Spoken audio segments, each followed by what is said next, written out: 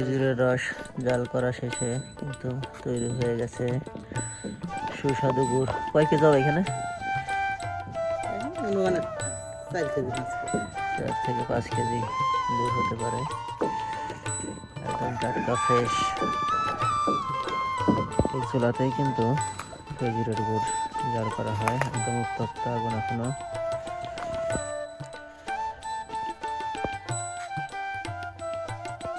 এটা কি মানে টল আছে নাকি সেটা পরীক্ষা করা আছে নাকি? গুড় হওয়ার পরে কিন্তু এভাবেই ঠান্ডা করা হয়, গরম ধোয়া ওঠা গুড়।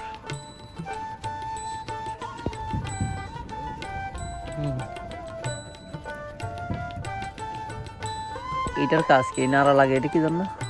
এটা লোকে বেসন বেসন বেসন তৈরি করা লাগে না? এটা না করলে পরে গুড় জমে না? না, এইরকমই থাকবে।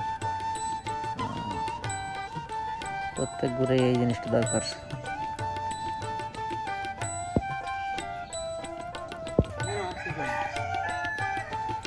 মিশিয়ে দিয়ে আসে।